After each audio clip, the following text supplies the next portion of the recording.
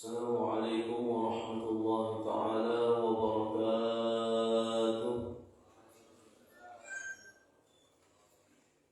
Alhamdulillah rabbil alamin wa bihi nasta'inu ala umuri dunya waddin.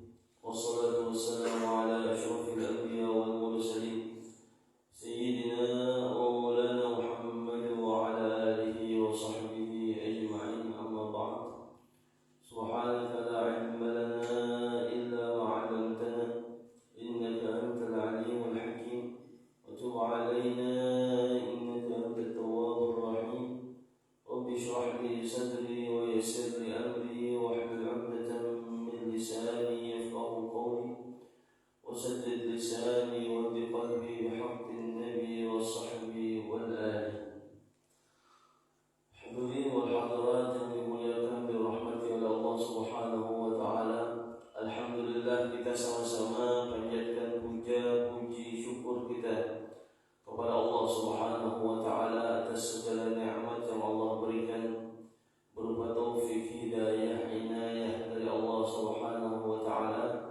Sampai detik saat ini kita masih dalam keadaan sehat walafiat, terutama dalam keadaan iman, dalam keadaan Islam. Mudah-mudahan kita ditutup usia dalam dua keadaan tersebut yang akan menyelamatkan kita dari dunia menuju akhirat. Amin insyaallah ya rabbal alamin.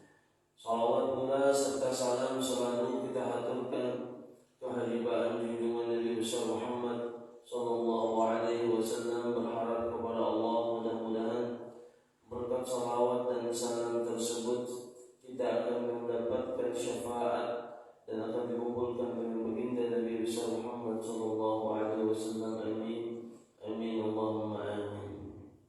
Hadirin wal hadirat yang dimuliakan oleh Allah Subhanahu wa taala, melanjutkan kaji hadis kita. Sampailah kita sebelumnya pada hadis yang ke-12 dari kitab Al-Imam An-Nawawi Yahya bin Syaraf Al-Arba'in An-Nawawiyah. Hadis yang diriwayatkan oleh Abi Hurairah yang Nabi bersabda, termasuk dari kualitas bagusnya Islam seseorang adalah meninggalkan sebuah perkara, baik itu perlakuan, baik itu ucapan, yang sesuatu tersebut tidak ada gunanya atau tidak ada manfaatnya.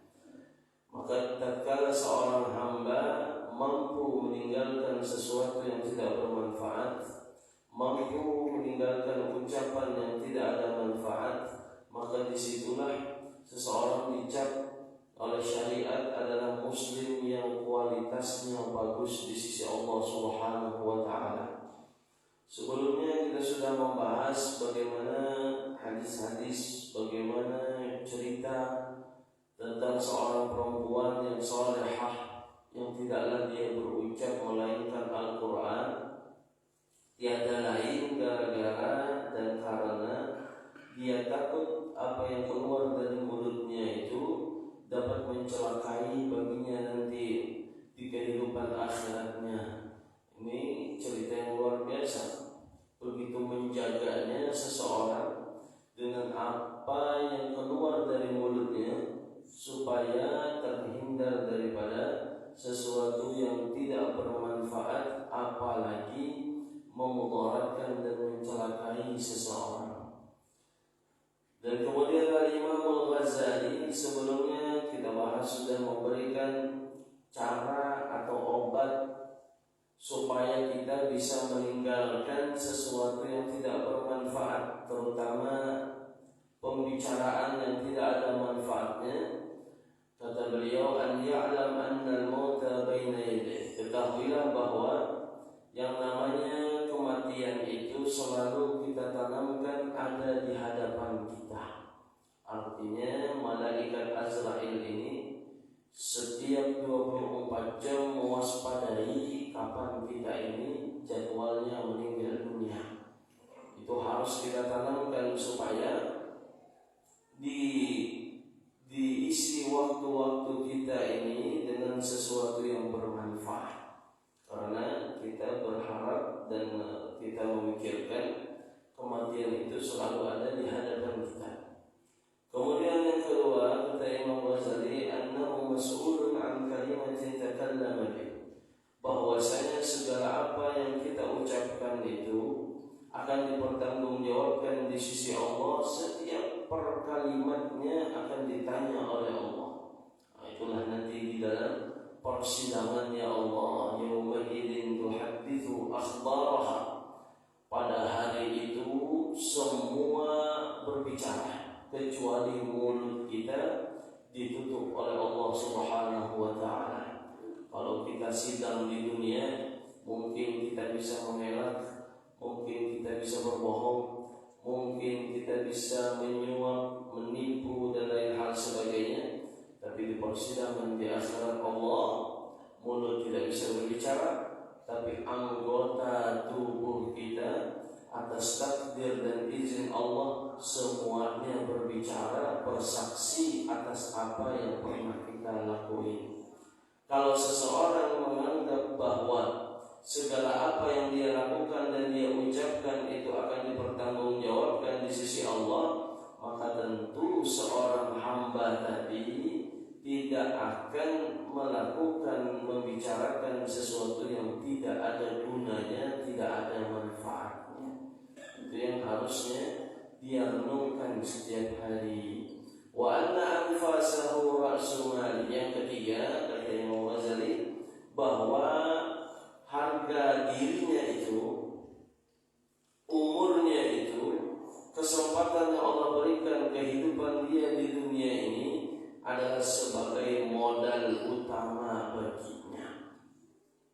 Umur ini semuanya adalah kesempatan yang Allah berikan supaya kita meraih berapa tinggikan derajat yang akan kita dapatkan di surga. Itu tanda maha adilnya Allah. Semua manusia sama, modalnya adalah umur. Baik dia seorang wali, baik dia seorang ulama, baik dia seorang pejabat, baik dia seorang guru, baik dia seorang pedagang dan pengusaha, modal yang Allah berikan untuk meraih kehidupan akhirat yang menyenangkan tersebut semuanya sama. Apa modalnya? Umur. Dan relatif umurnya kita ini sama saja, tidak ada yang beda. Kalau bila jadi pejabat umur satu hak ada, sama aja umurnya, yang matinya ya 60 ya 70. Kalau ada lebih ya bonus. Itu pun kan ada orang juga yang mengharapkan lebih. Maukah hidup 100 tahun? Kayaknya kadang 100 tahun. Ini 60 aja.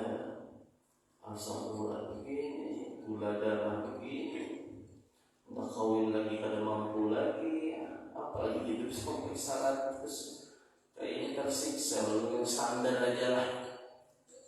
Ya, orang aja ditanya panjang umur yang standar saja mintanya, kecuali kalau sehat walafiat.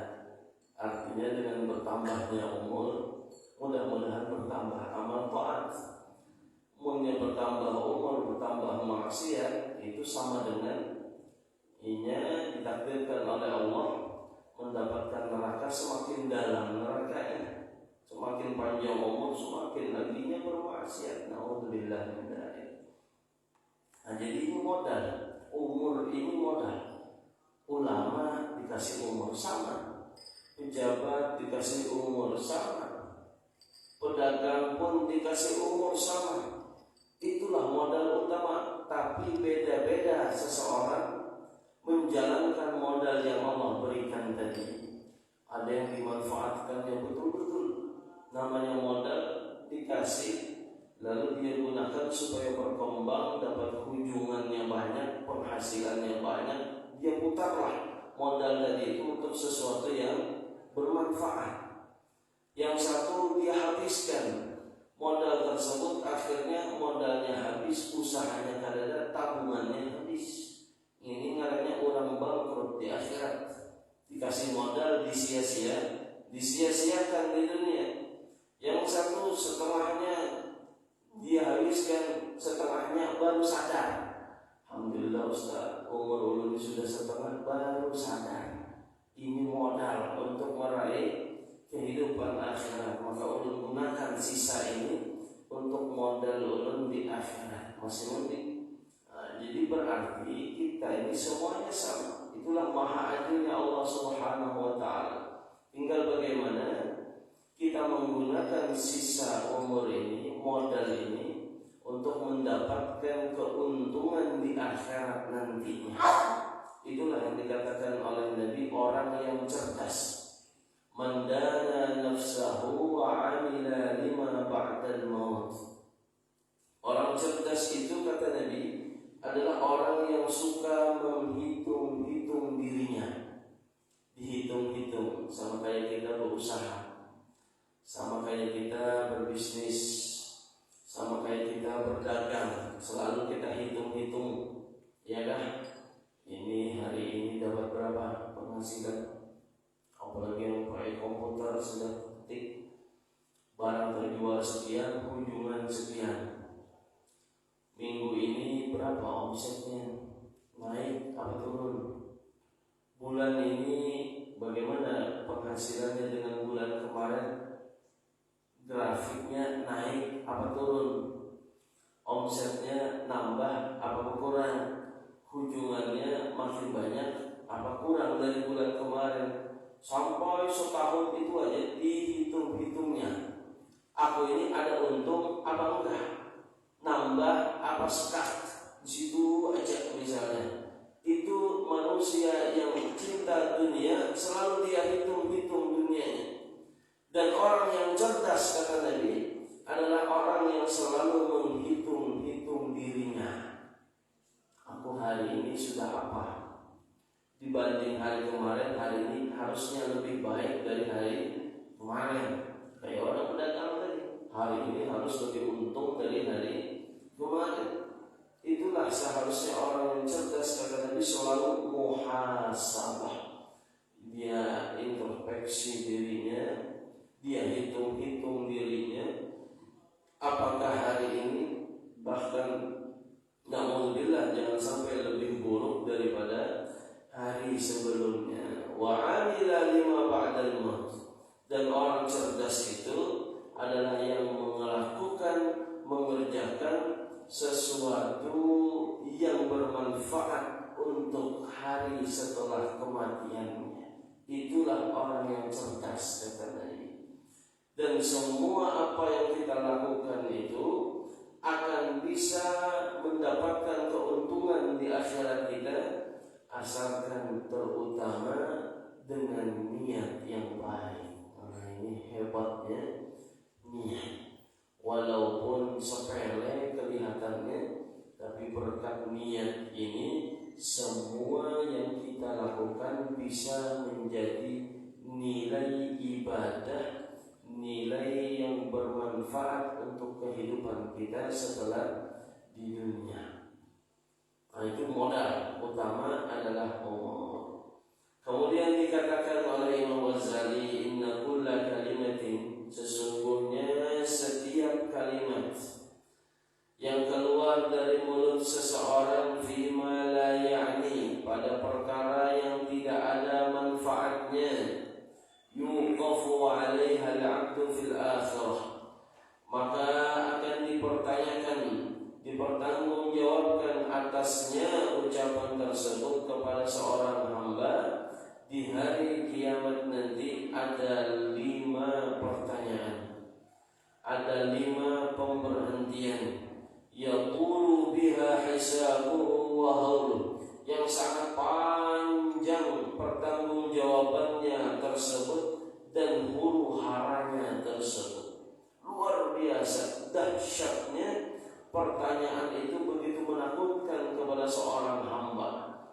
Wa yadubu lahmuhu wa qalbuh, saking lamanya sampai melepuh dagingnya dan hatinya, melepuh begitu gugup dan takutnya. Wa yataqatta hasaran, dan bahkan sampai terputus-putus daripada kulit-kulitnya tersebut. Apa yang ditanyakan oleh Allah kepada seorang hamba dengan apa yang keluar dari kalimat yang keluar daripada mulutnya. Nah, ini kita semua akan ditanya oleh Allah. Yang pertama, lima qulta kalimataka. Kenapa engkau ucapkan ucapan tersebut? Nah, itu dulu pertanyaannya. Kenapa engkau ucapkan ucapan tersebut? Kenapa? Setelah dia jawab, akanat mimma yu'nik, apakah ucapan itu termasuk sesuatu yang bermanfaat bagimu? Kemudian kalau bisa menjawab, nah gugupnya ini di hadapannya Allah dalam keadaan yang sangat mengkhawatirkan. Tidak bisa kita gambarkan. Mungkin di dunia ini paling menakutkan kalau kita punya masalah ditilang polisi, punya masalah di sidang hakim, ditanya begitu, kira-kira kita yang salah pasti gugup. Kayak anak kecil punya salah, orang tua ditanya orang tua, gugup.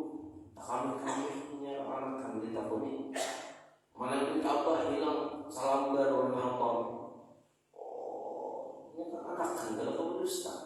Orang tua punya feelingnya kuat. Ini siapa lagi mampir nih? Muka ada anakku ini, muka lato-lato ini. Begitu dahsyatnya kekhawatiran yang akan dirasakan oleh seorang hamba dari pertanyaan pertama, kenapa engkau ucapkan? Dan apakah itu ada manfaatnya? Tentunya harus kita pikirkan.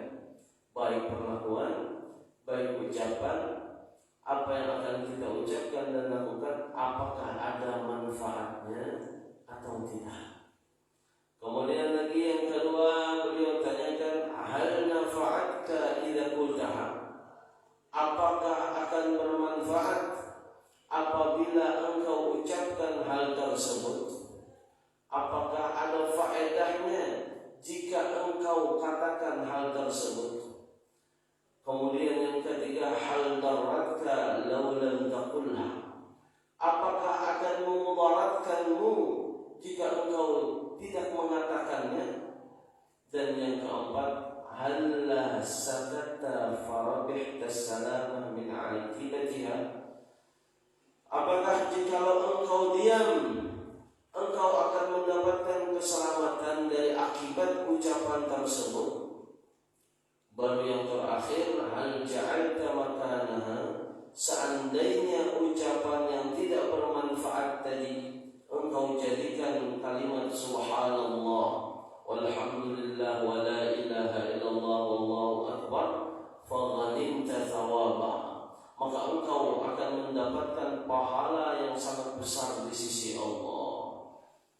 Jadi artinya di sini bahwa jangan sampai apa yang keluar dari mulut kita ini sesuatu yang tidak bernilai dzikir kepada Allah atau sesuatu yang tidak ada manfaatnya di sisi Allah.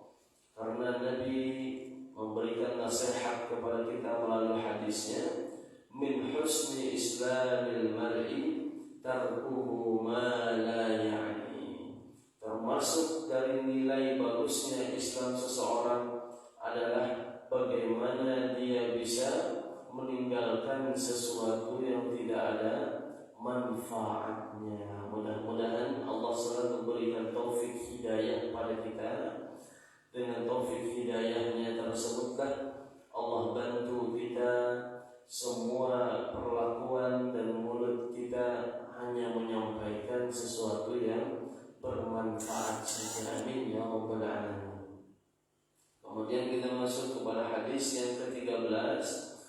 An Abi Hamzah Anas bin Malik radhiyallahu ta'ala anhu, khadimi Rasulullah sallallahu alaihi wasallam, qala Rasulullah sallallahu alaihi wasallam, la yu'minu ahadukum hatta yuhibba li akhihi ma yuhibbu li nafsihi, rawahu al-Bukhari wa Muslim. Hadis yang diriwayatkan oleh Abi Hamzah, abahnya Hamzah. Nama beliau adalah Anas bin Malik radhiyallahu ta'ala anhu, khadimi Rasulullah, pembantu atau pelayannya baginda Nabi besar Muhammad sallallahu alaihi wasallam. Ini Sayyidina Anas bin Malik adalah seorang yatim piatu yang mana ayahnya telah meninggal dunia tatkala beliau masih kecil. Ini Anas bin Malik. Dan ibu beliau yang bergelarkan Ummu Sulaim,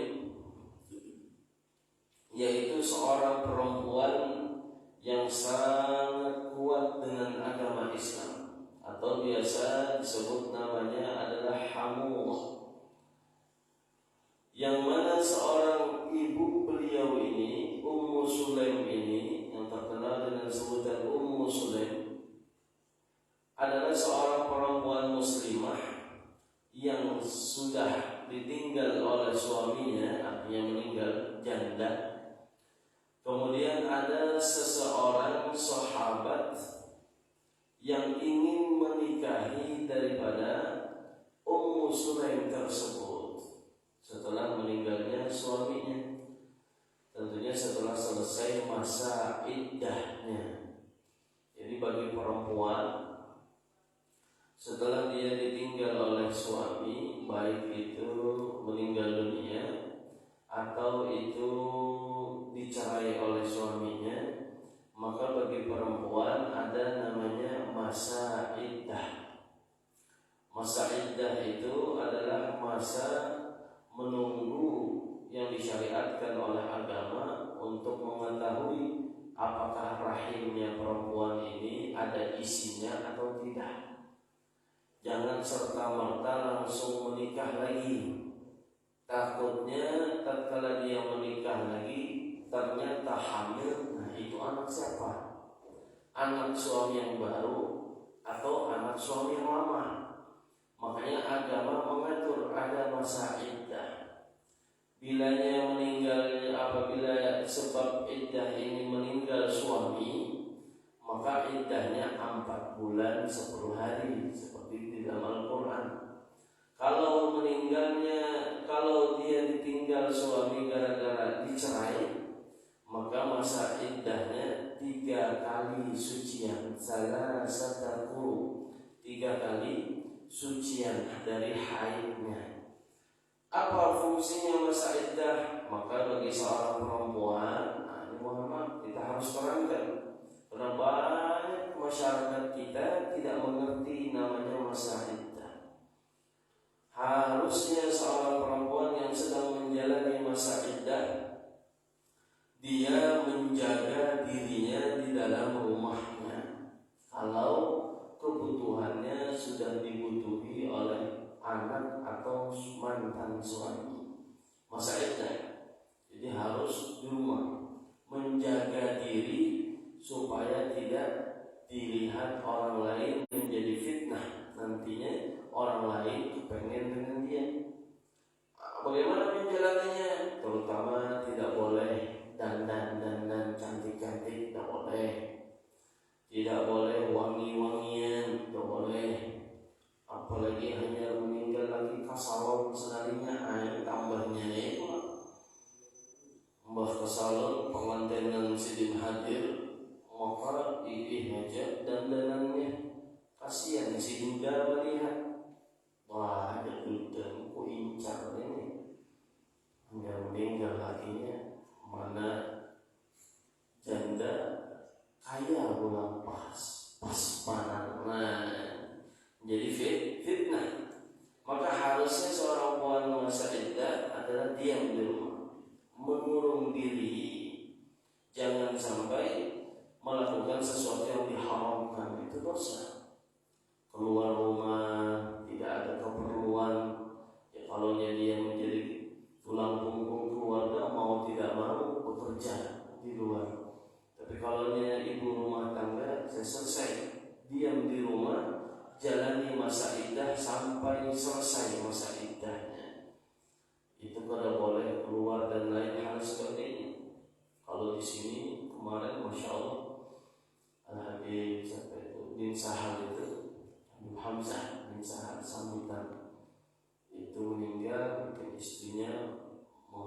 masalah agama, dia menjalani masa iddah. Anaknya memang dipondokkan nih belajar. Jadi tatkala menjalani masa iddah,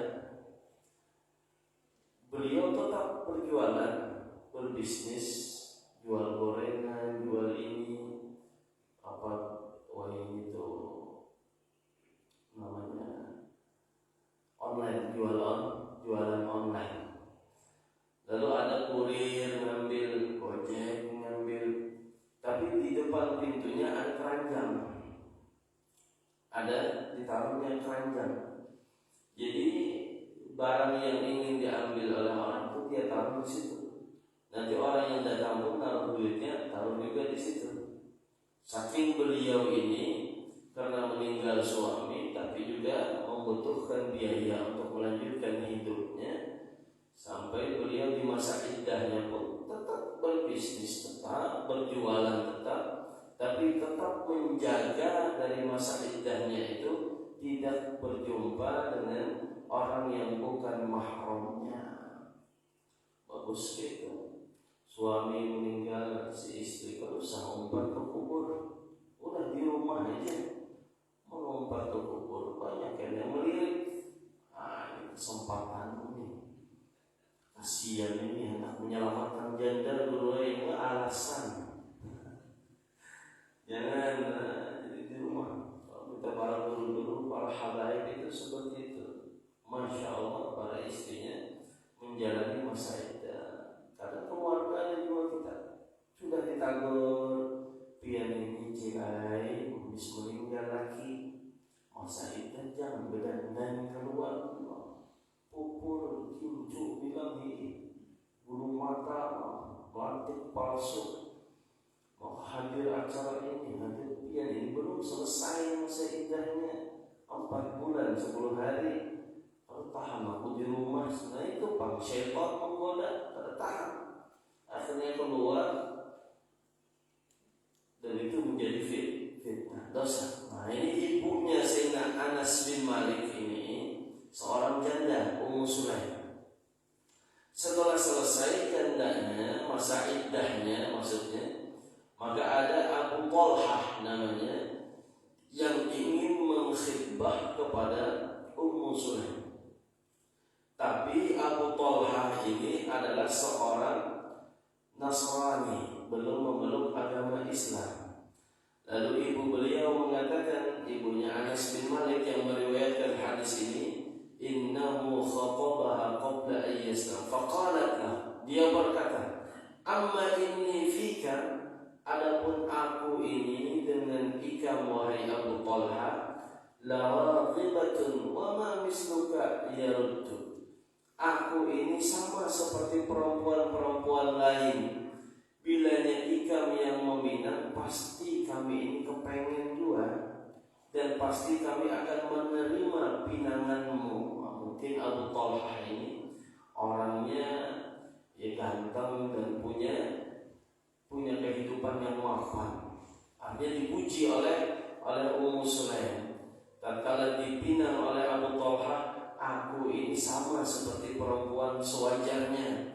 Kalau yang datang seperti pian ini, karena mungkin kami menolak. Walakin akan tetapi, engkau adalah rajulun kafir, seorang laki-laki yang kafir, dan saya adalah seorang perempuan muslimah. Lalu disinggung oleh Ummu Sulaim, jika engkau masuk Islam, maka itulah maharku wahai Abu Talhah. Wah, ini perempuan luar biasa. Dia gunakan inisiatif cara yang jitu supaya Abu Talhah ini masuk Islam. Kalau engkau masuk Islam Abu Talhah, cukup itu menjadi maharku wahai Abu Talhah. Wahai ini berapa usah cari yang lain jadi kamu 10 juta aku ini S1 ini itu mau macam-macam bersih. Cuman lihat bagaimana Ummu Sulaim, seorang perempuan yang luar biasa cerdasnya, dia gunakan kesempatan Abu Talhah tatkala ingin meminangnya, tatkala itu kalau engkau ingin masuk Islam, maka cukuplah itu menjadi maharku wahai Abu Talha. Maka masuk Islamlah Abu Talha, menikahlah dengan ibunya Anas bin Malik. Nah, itu cerita ibunya Anas.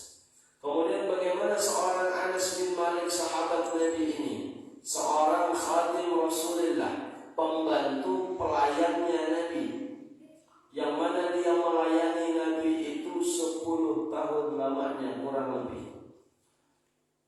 Berada di rumah Nabi, melayani Nabi, membantu Nabi, membutuhi segala apa yang dibutuhkan oleh Nabi. Sayyidina Anas bin Malik. Tatkala Nabi datang daripada hijrahnya dari kota Makkah, disambut dengan rebana para masyarakat kota Madinah dengan membacakan Tala'al badru alaina min thaniyatil wada'i.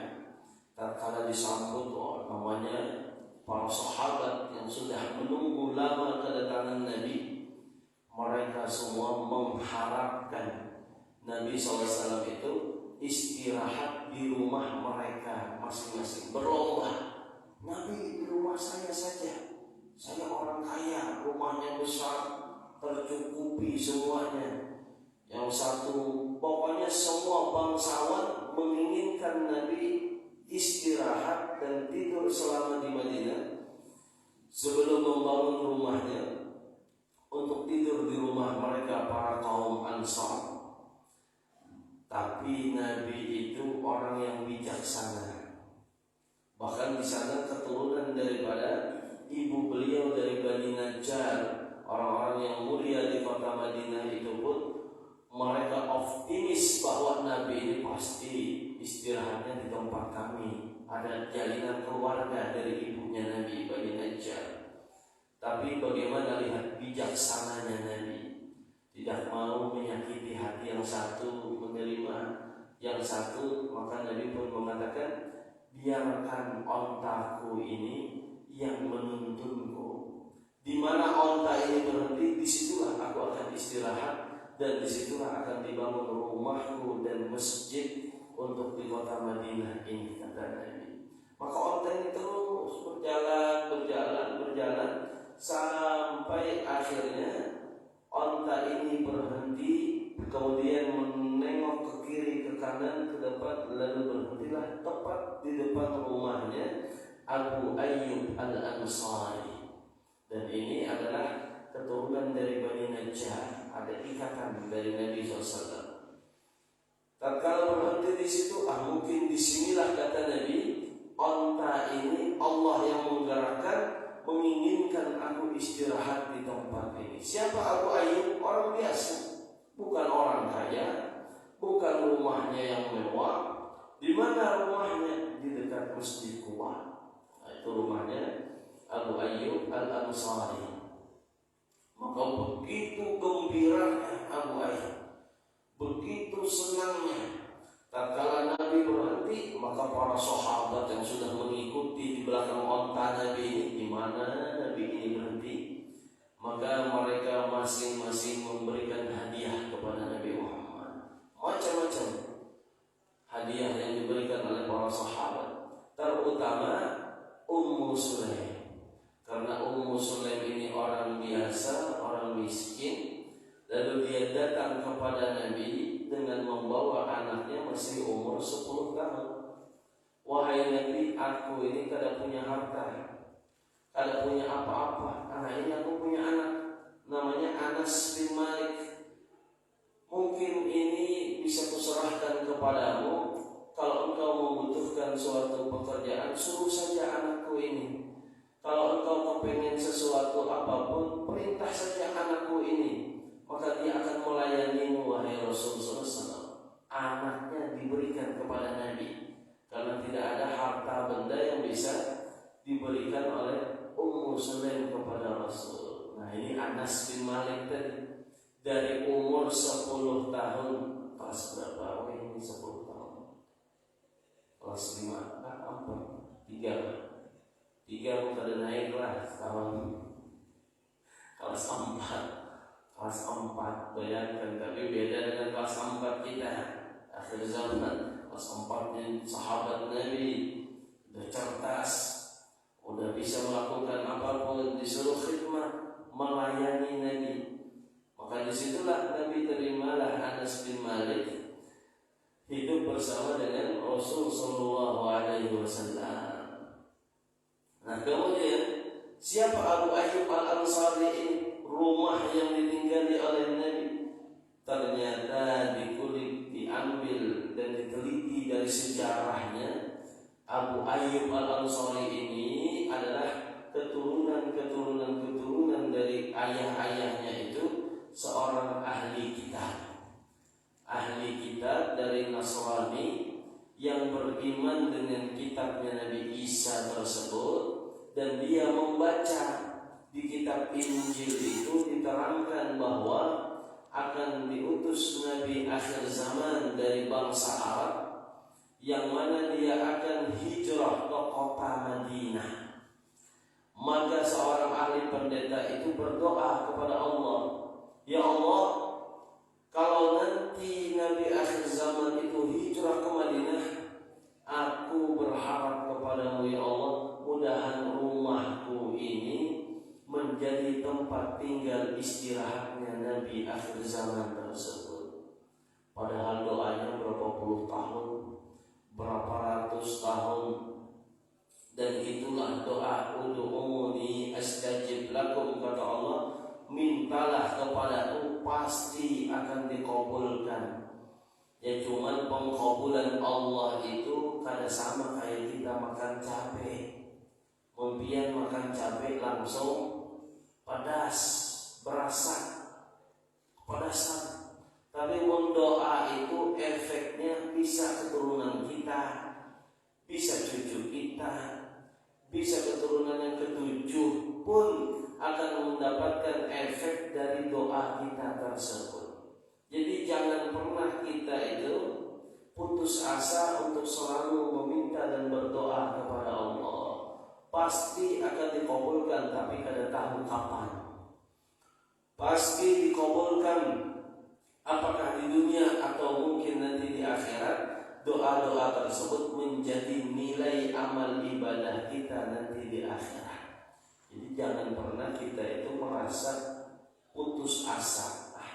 Wapah sudah aku berdoa dari hanya kawin sampai ini berdoa suki, ada suki Allah suki akan misalnya.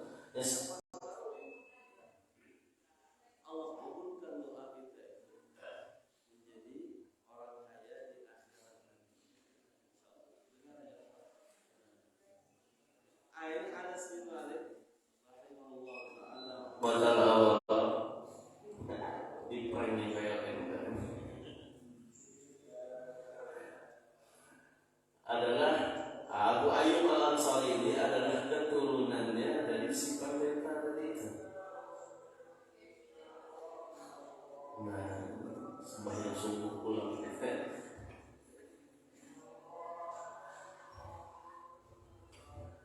kaum belum datang, bunyi harus kegenangan belum kaum. Maka Abu Ayyub Al-Ansari ini adalah keturunan daripada si pendeta. Lihat bagaimana skenario Allah itu mengabulkan doa hamba-Nya. Ternyata rumah itu ada punya sejarah. Serumah bekas si ahli pendeta yang pernah meminta kepada Allah supaya Nabi Muhammad itu istirahat nanti selama di Madinah di rumahnya tersebut, dikabulkan oleh Allah. Maka setelah itu barulah dibangun masjid dan rumah baginda Nabi Sallallahu Alaihi Wasallam di dalam masjid tersebut, yaitu sekarang Masjid Nabawi.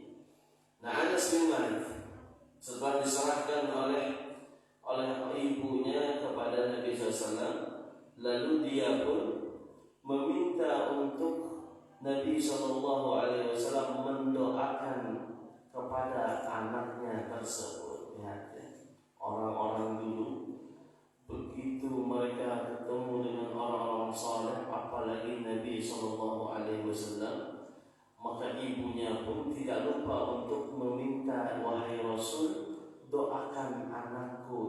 yang akan melayanimu di dalam hidupmu.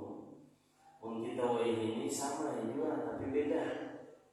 Bila bertemu ulama, bertemu habaib dari mana datang jauh, ayo nak kasih popot konsisten, popot minta. Orang kita doa, orang tua itu minta doa buat anak kita, kasih nak sana, si minta popot konsisten, minta doa. Yang mungkin dari foto itu harapannya doa, bukan hanya foto saja. Nah, itulah yang harusnya kita praktekkan sebagaimana ibu-ibu di zamannya Nabi SAW. Minta doa, maka Nabi doakan. Kata Nabi SAW, Allahumma akthir malahu, ya Allah, perbanyaklah hartanya Anas bin Malik. Wa waladahu, dan perbanyaklah anaknya. Wa atil umrahu, dan panjangkan umurnya.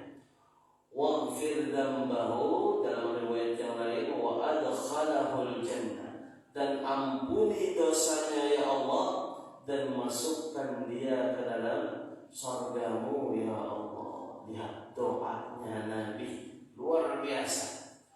Panjangkan umurnya, perbanyak anaknya, banyakkan rezekinya, masuk surga. Ini kehidupan yang sangat membahagiakan. Duit banyak, anak banyak, masuk surga. Kurang apa lagi sudah. Doanya Nabi, duit banyak, anak banyak, masuk surga.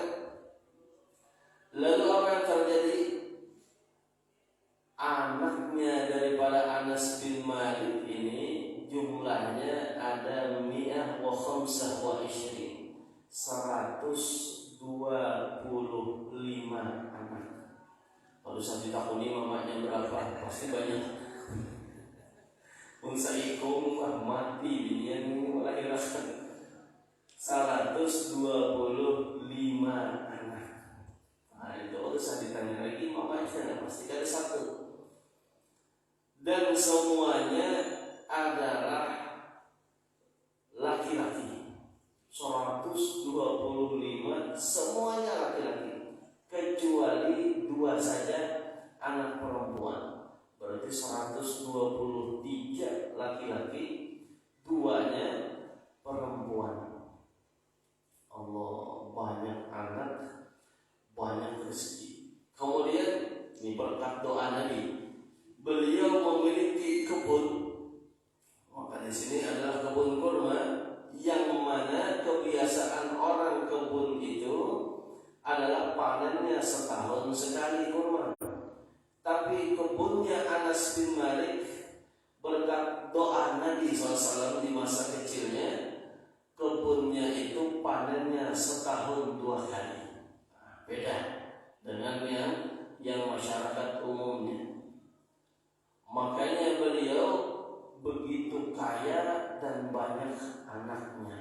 Nah, ini luar biasa. Mungkin kita bisa mencontoh banyak anak bagus, cuma cetak menjadi generasi yang baik. Jangan tahu mau ulah aja. Akhir zaman ini banyak juga yang kayak itu dalilnya. Belum mulai kawin harus apa? Sunnah. An-nikahu sunnati. Nikah itu sunnah Nabi. Makanya ulun kawin sana kawin sini. Anaknya kayak apa? Ya pokoknya ulah aja banyak-banyak. Yang cetak baik kan, anak jadi pacaran buntak kan anak ini kan begitu. Kalau pian cuma nikah hanya gara-gara hawa nafsu, itu bukanlah sesuatu yang baik. Dan kalau nikah memperbanyak zuriat, tapi zuriatnya pun dia cetak untuk menjadi generasi yang baik kualitasnya, sekolahkan yang baik, kasih ilmu yang baik, kasih akhlak yang baik, supaya bermanfaat baginya dan juga bagi umatnya Nabi Muhammad. Itu harusnya.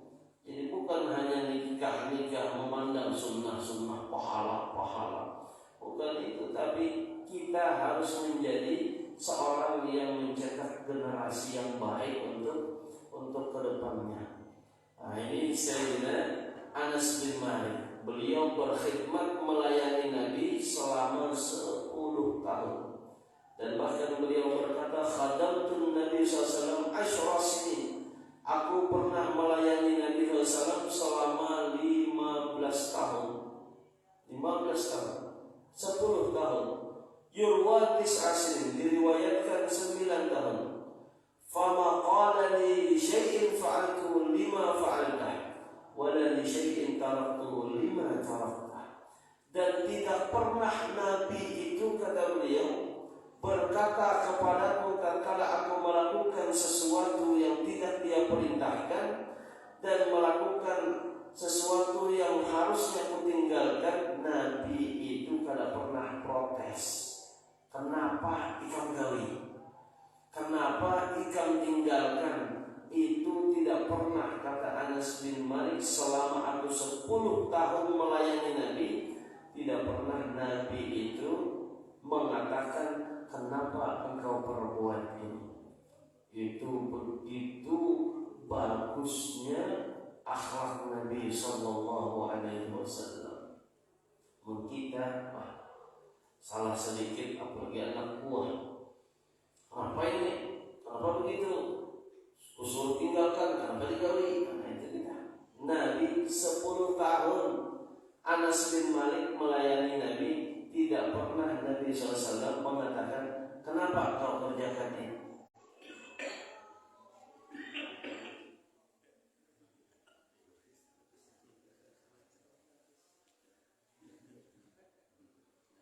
Dan pernah terjadi, Sayyidina Anas bin Malik ini terakhir disuruh oleh Nabi SAW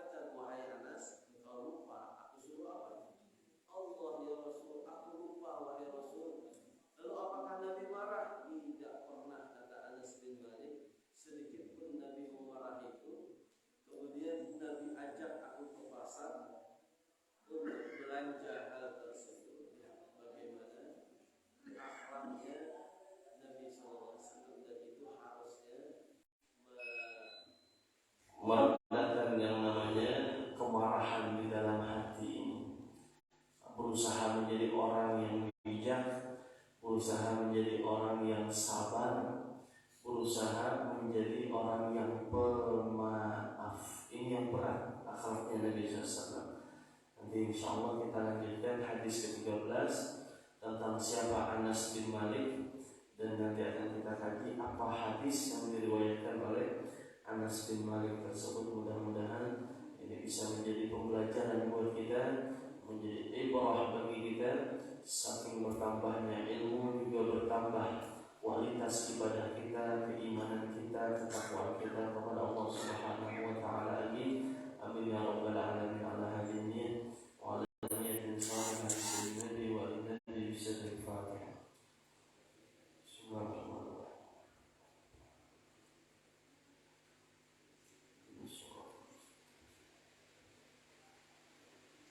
Bismillahirrahmanirrahim.